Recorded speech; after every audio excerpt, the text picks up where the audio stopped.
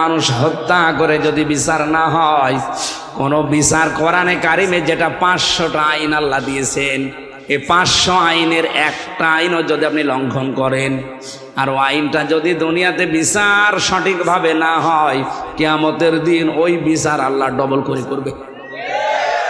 আমি বোঝাতে পারিছি? পৃথিবীতে কোনো কোরআনের আইনের কোনো বিচার যদি আপনি না পান, যে কোনো কায়দায় বেঁচে গেলেন, কিয়ামতের দিন আমার আল্লাহ যদি ওই বিচার করে ডবল করে করবে।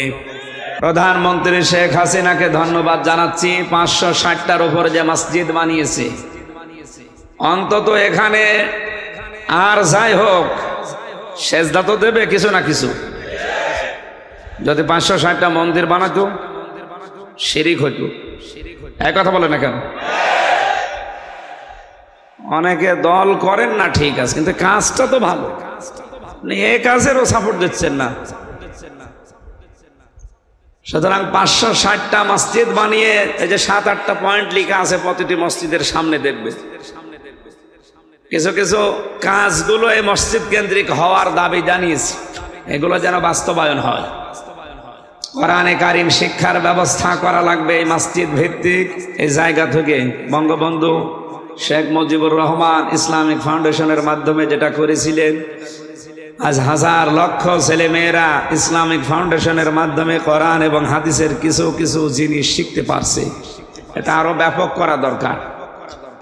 কোরআনে কারিম শুধু পড়া না, শুদ্ধ করে বোঝার পরিবেশ আরো সহজলভ্য করা দরকার। এ বিষয়ে আমরা একমত আছি না? 3 নম্বরে শুধু বুঝলেই হবে না, এটাকে আপনি যতটুকু বুঝেছেন অতটুকু জেনে নিজের প্র্যাকটিক্যাল লাইফে মানবেন। আল্লাহ রাব্বুল আলামিন জানিয়েছেন, ওয়ালা ইয়াহুদ্দু আলা তাআমিল মিসকিন, হে নবী, এতিম মিসকিনদেরকে আপনি খাবার যারা দেয় না, খাবার দিতে উৎসাহ দেয় না, আমি আল্লাহ বলছি এরা কিয়ামত বিশ্বাস করে না। এখন আপনি আয়াতটা আমল করবেন কি করে? মনে করেন কারি গোলাম মোস্তফা সাহেব কোরআন পড়ছে, আয়াত একেবারে মনের মাধুরী দিয়ে সুর দিয়ে শুদ্ধভাবে, হঠাৎ একটা ফকির এসে, এতিম অসহায় মিসকিন এসে বলছে আমি আজ সারাদিনের না খাওয়া, কিছু আমারে দেন। ওনার এই মুহূর্তে কোরআনের আমল হবে ওই আয়াতের এইটা, যদি সমর্থ থাকে কোরআন পড়া বন্ধ করে তার খাবারের ব্যবস্থা করা। আর এইটা না করে ওনার গলায় সুর আছে, যদি সুর আরো বাড়িয়ে দেয়, ওয়ালা ইয়াহুব্বু আলা তাআমিল মিসকিন, হয়তো প্রতিটি অক্ষরে 10টা করে নেকি হবে, মাস্ট বি হবে, কিন্তু এই আয়াত যে উদ্দেশ্যে নাজিল হয়েছিল উদ্দেশ্য পারপাস আদায় হবে না। এই জন্য ওনার উচিত হচ্ছে ওই আয়াতটা পড়া এখনই বন্ধ করে সমর্থ থাকলে কি করে তার খাবারের ব্যবস্থা নিজে করা যায়। যদি নিজে না পারা যায়, যেন উৎসাহ উদ্দীপনা মানুষকে দিয়েও ব্যবস্থা করা যায়। তাহলে কোরআনের আয়াত শুদ্ধ করে পড়া, এটা বোঝা এবং এর উপরে নিজের জীবন সেট করা, আমল করা। 4 নম্বরে যতটুকু জানবেন এতটুকু যেন মানুষ আমল করতে পারে, ওই পরিবেশ তৈরি করে দেওয়া। আরে পরিবেশ তৈরি করতে হলেই পরের শব্দের দিকে তাকান।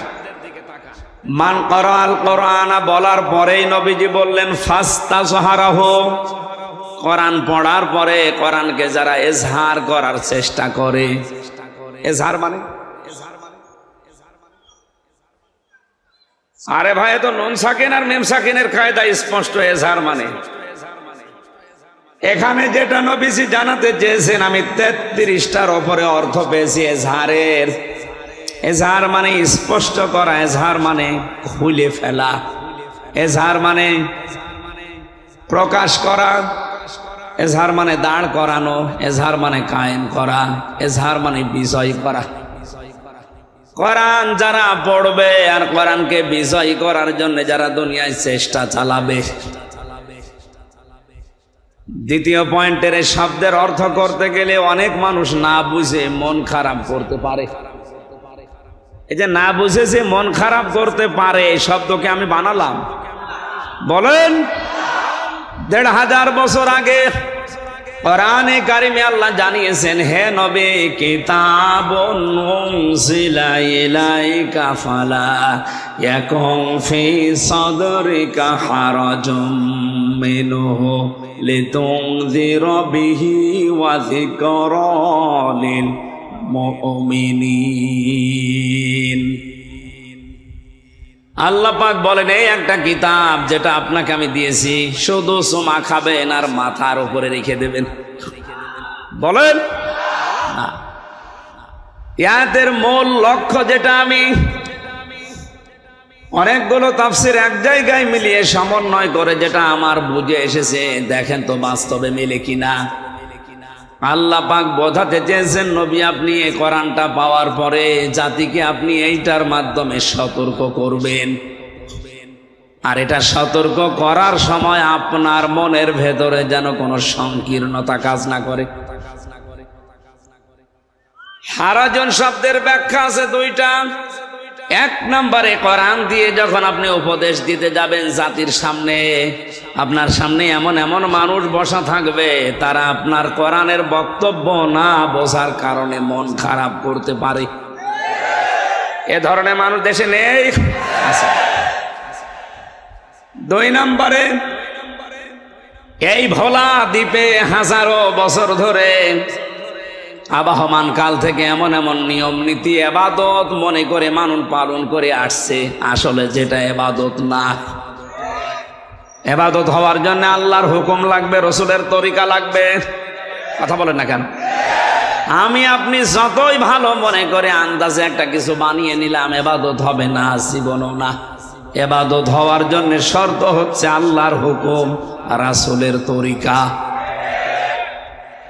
আমাদের দেশে অনেক জায়গায় আমরা এটা দেখি, আল্লাহর হুকুম হয়তো আছে কিন্তু রসুলের তরিকা নেই, তরিকা আছে বাবার। জিকির একটা ইবাদত, আল্লাহর হুকুম আছে না নেই? উযকুরুল্লাহ, তোমরা আল্লাহর জিকির করো।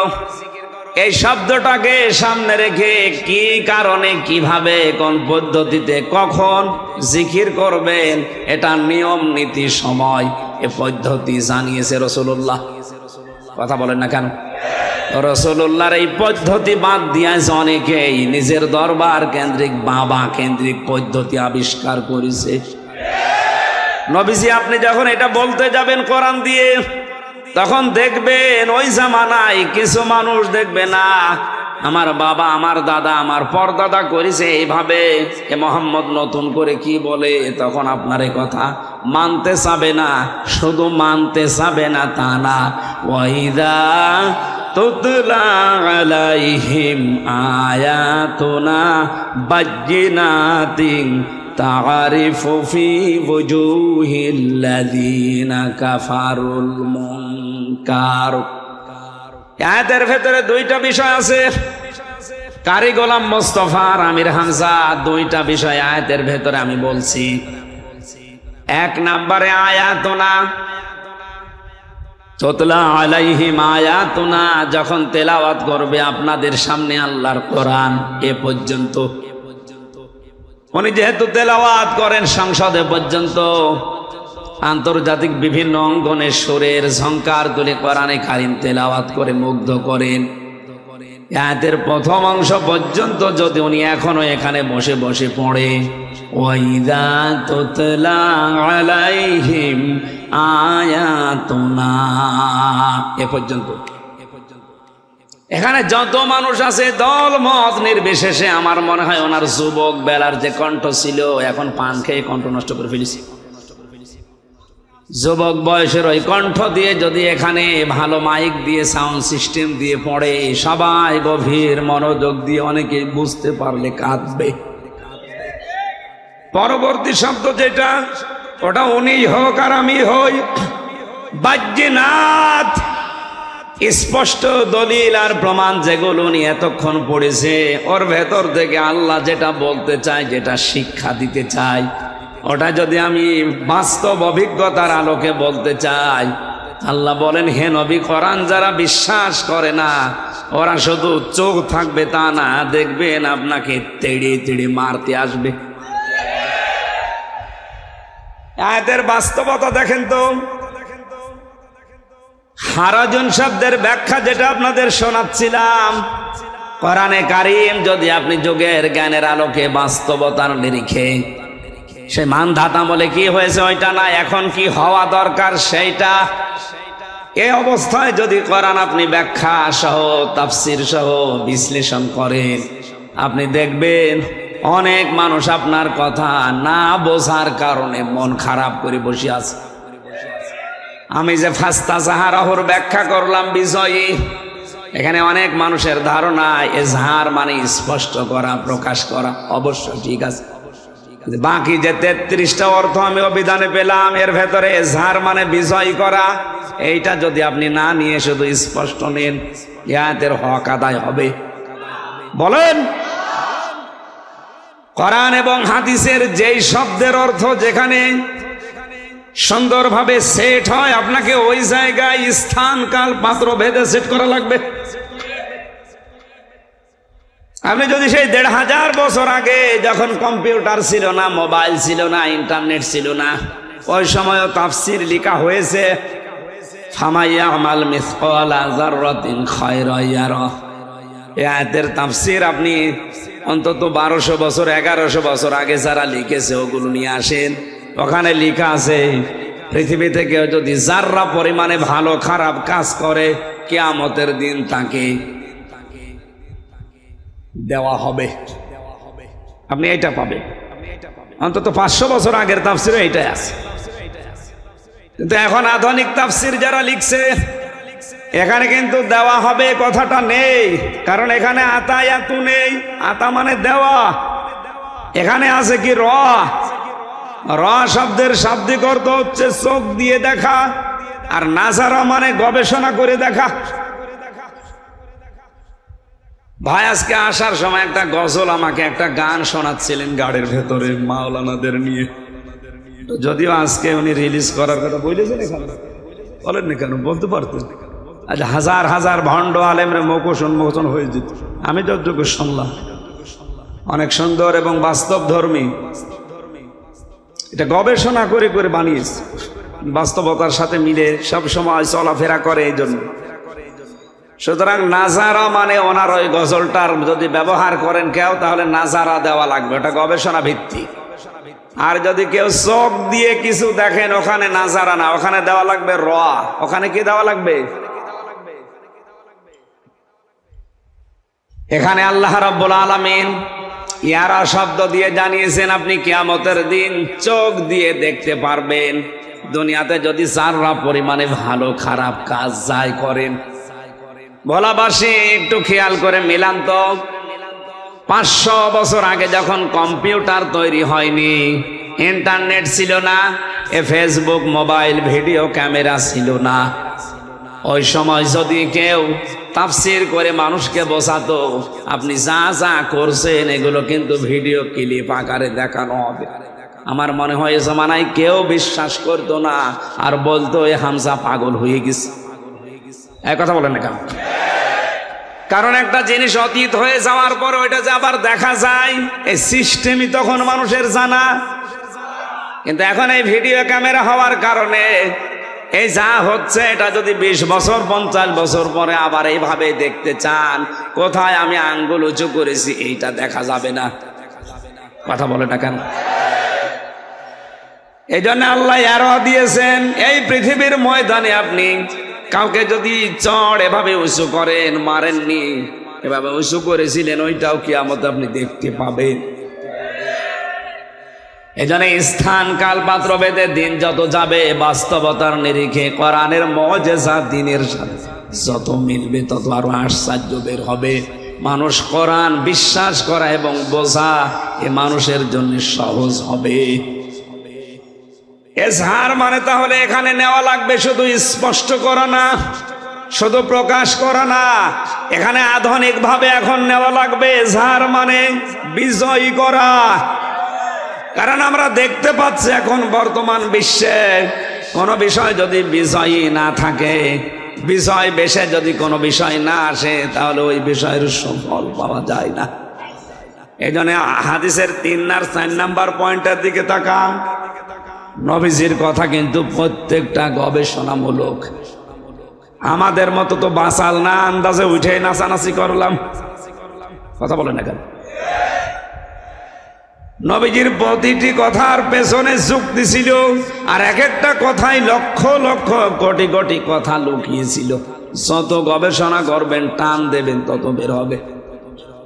আল্লাহর নবী প্রথম দুইটা কথা বলার পরেই ফা শব্দ লাগিয়েছেন। এখানে আরবি গ্রামার যারা জানে জিজ্ঞাসা করেন, ফা 19টা অর্থে ব্যবহার হয়। কণ্ঠর সাপোর্ট না করলে তো মুসিবত হয়ে যাবে। দেখছি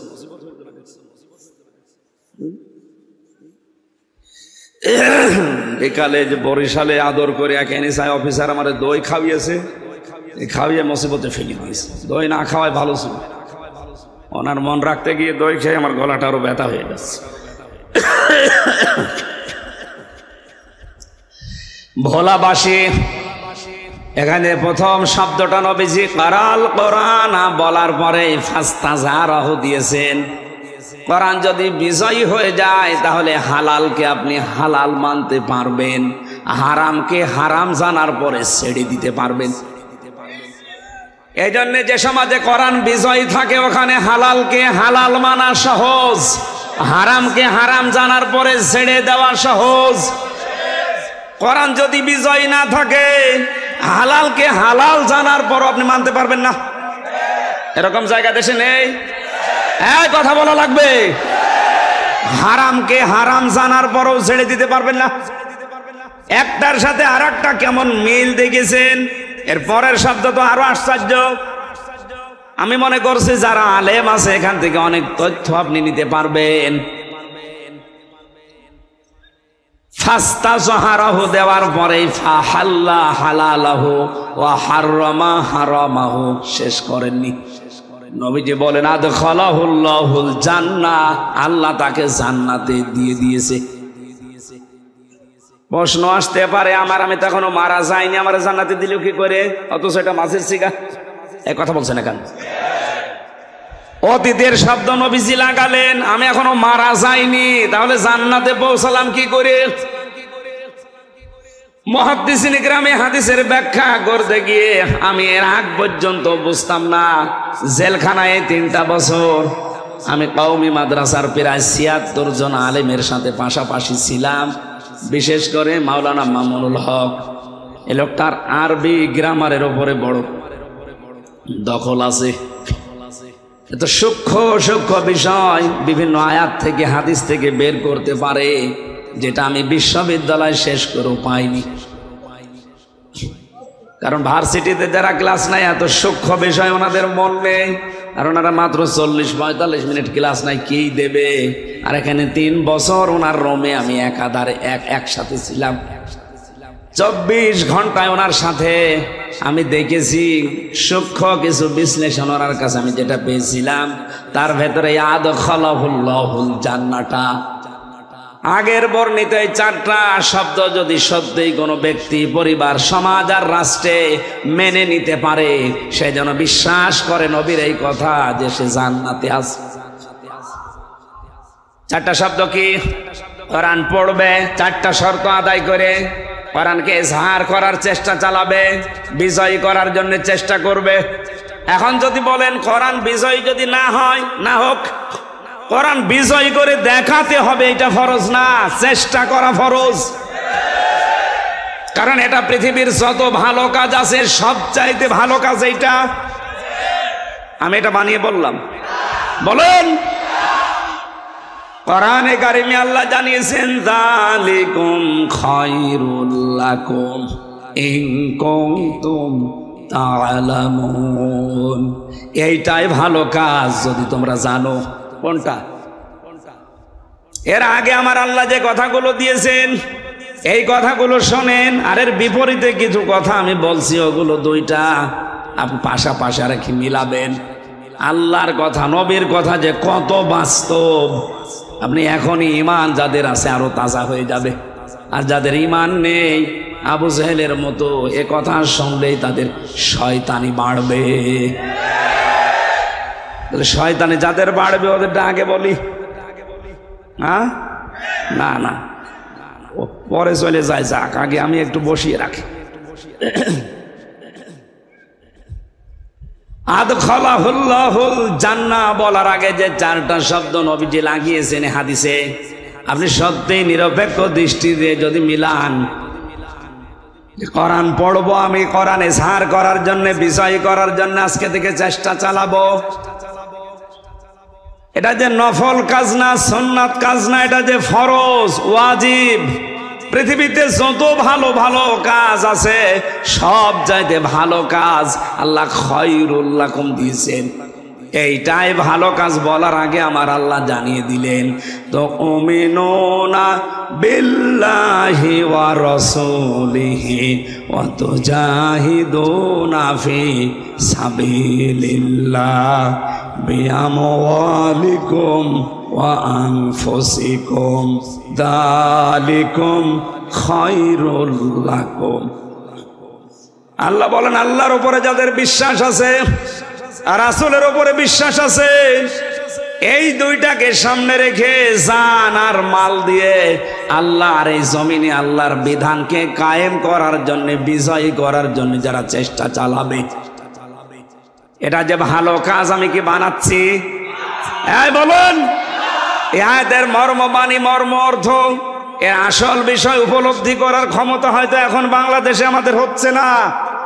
কিন্তু যাদেরকে আপনি আদর্শ বলে প্রচার করেন যে সাহাবীরা আমাদের আদর্শ, তাদের দিকে তাকান তো। হযরতে মুআয মুহাব্বিজ, ওনার এই আয়াত বুঝেছিল, এজন্য 11 বছর 13 বছর বয়সেও আল্লাহর দিন বিজয় করার জন্যে হাঁটুর উপরে, পায়ের উপরে, গোড়ালের উপরে ভর দিয়ে হলেও যাওয়ার চেষ্টা করেছে।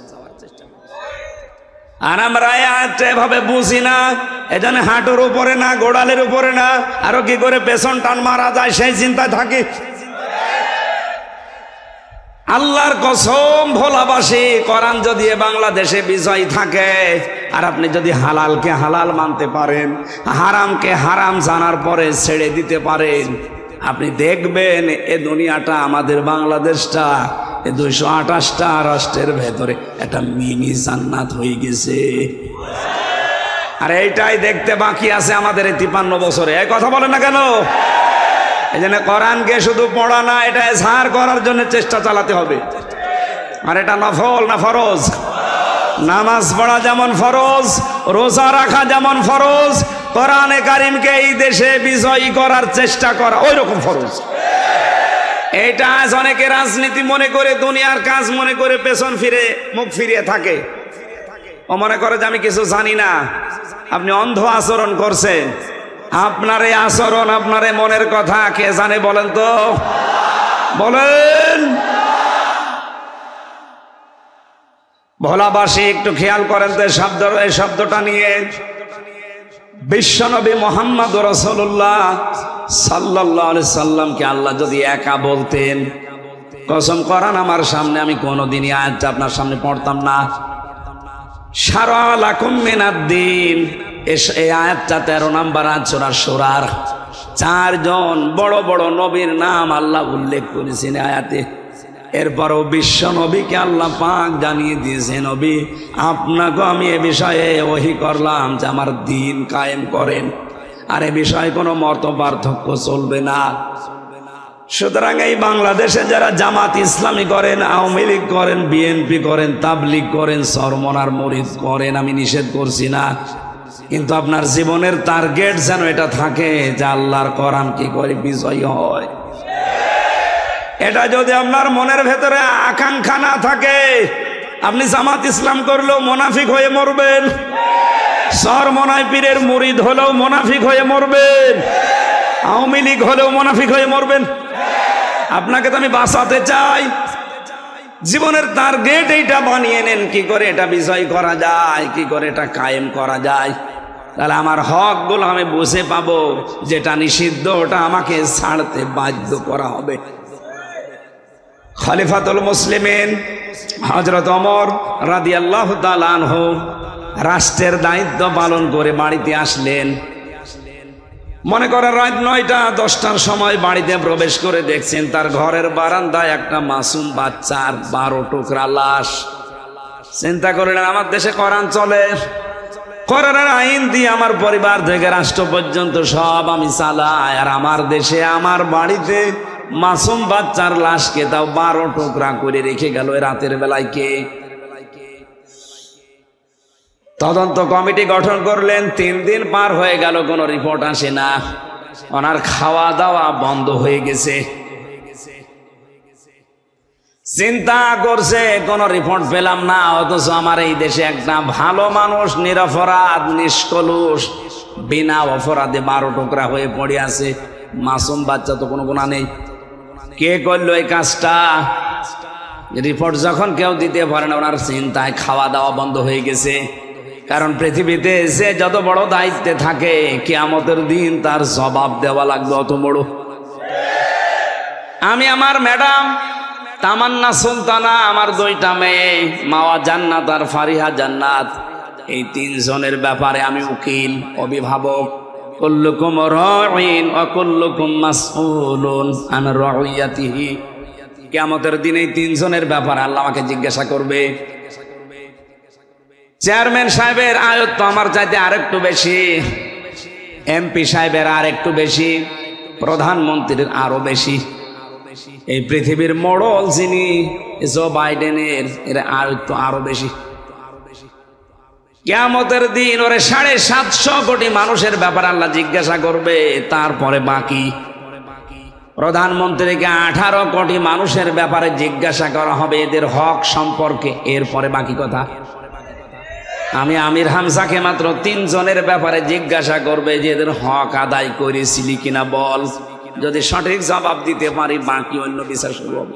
প্রতিটি মানুষ যেহেতু দায়িত্বশীল, তার স্ব দায়িত্ব সম্পর্কে তাকে জিজ্ঞাসা করা হবে। অবলাবাসী হাদিসটা নিয়ে একটু ভাবেন। হযরত ওমর চিন্তা করেন, আমার জামানায় কোরআন চলে, তাও রাষ্ট্রীয়ভাবে প্রতিষ্ঠিত কোরআন। এখানে বিজয় আছে, কোরআনে সার করা আছে, কায়েম করা আছে। আর আমার দেশে এই অবস্থায় 12 টুকরা একটা লাশ পড়ে আছে, তাও আমার ঘরের বারান্দায় না। চিন্তা টেনশনে পেরেশানিতে খাওয়া দাওয়া বন্ধ করে দিয়েছে। হঠাৎ করে একটা যুবতী মেয়ে তার বাবাকে সহ রাজ দরবারে হাজির, ডাক দিয়ে বলে, খলিফাতুল মুসলিমিন, আপনি যে লাশের ব্যাপারে চিন্তিত, ওই মাসুম বাচ্চাটা আমার, আমি নিজেই ওকে 12 টুকরা করে আপনার বারান্দায় রাতে রেখে গেছি। হযরত ওমর বলে, মেয়ে কি বলো, তুমি বসো। যুবতী মেয়েকে ডাক দিয়ে বললেন, খলিফা, যে কি বলো, তোমার মাথা ঠিক আছে? বলে, হ্যাঁ ঠিক আছে। আমি নিজ জ্ঞানে নিজ ইচ্ছায় সজ্ঞানে স্বইচ্ছায় এই কাজ করেছি, কিন্তু কেন করলাম এটা আপনাকে জানা লাগবে, তারপরে আপনি রায় দেবেন। আমি আমার বাবাকে নিয়ে বসবাস করতাম জঙ্গলে। 4 জন যুবক মানুষ তারা গেছে ওই জঙ্গলে শিকার করার জন্যে। আমি গোসল করে আসছিলাম, আমাকে দেখে শেষ পর্যন্ত ওরা যৌবনের তাড়নায়, শয়তানের ধোঁকায়, নফসের জালে পড়ে আমাকে তারা শেষ পর্যন্ত আমার সম্ভ্রম নষ্ট করে ফেলেছে। এখান থেকে শেষ না, চিন্তা করলাম আমার এই সন্তানটার বাবা তো একজন না। বাবা কয়জন বলেন না কেন? 4 বাবার ছেলে মেয়ে হলে ভালো হবে। সন্তানটা জন্ম নেওয়ার পরে আমি চিন্তা ভাবনা আরো বেড়ে গেল যে এর তো আসলে কোনো দোষ নেই, দোষ তো ওই মানুষগুলোর। এত নিষ্পাপ মানুষ। দুনিয়াতে আসার পরে আমি চিন্তা করেছি এর দোষ নেই, কিন্তু কোরআনে কারীম আমাকে বারবার ডাক দিচ্ছে, অতুল্লিম বাদা যালিকা জানিম। আল্লাহ পাক বলেন, হে নবী, এই পৃথিবীতে ডাইরেক্ট ইনডাইরেক্ট কোরআনের বিরুদ্ধে যারা আছে, আপনি দেখবেন ওই মানুষগুলো যার সন্তান এ দেশে নেই। ক্ষমতার দোহাই দিয়ে হোক, প্রভাব প্রতিপত্তির দোহাই দিয়ে হোক, আইনের বলে হোক, কোরআনের বিরুদ্ধে যারাই অবস্থান নেবে, আপনি পেছনে হাত দিয়ে খোঁজ খবর নিয়ে জানবেন, দেখবেন ওর জন্মে ঠিক নেই, সে যেই হোক। কোরআনে কারীমের আয়াত আমাকে বারবার আমাকে তাড়া দেয় যে তোমার এই সন্তান তো ঠিক আছে, নিষ্পাপ, কিন্তু এর বাবা তো ঠিক নেই। কয়জন? 4 বাবার সন্তান কি হয়? জারজ, বলেন না কেন? আমার সন্তান জারজ হয়ে বড় হবে, ও বড় হওয়ার পরে কোরআনের বিরুদ্ধে অবস্থান নেবে, আর আমি মা হয়ে ওই বয়সে বসে বসে দেখবো না। ওই বয়স চাওয়ার আগে ওরে আমি দুনিয়া থেকে বিদায় করে দেই। এই জন্যে কোরআনে কারিমের এই আদেশ আমার সামনে, এ কারণে টুকরা টুকরা করেছি 12টা। মনে করলাম আমার তো বিচার হওয়া দরকার, কারণ মানুষ হত্যা করে যদি বিচার না হয়, কোনো বিচার কোরআনে কারিমে যেটা 500টা আইন আল্লাহ দিয়েছেন, এই 500 আইনের একটা আইনও যদি আপনি লঙ্ঘন করেন, আর ওই আইনটা যদি দুনিয়াতে বিচার সঠিকভাবে না হয়, কিয়ামতের দিন ওই বিচার আল্লাহ ডবল করে করবে।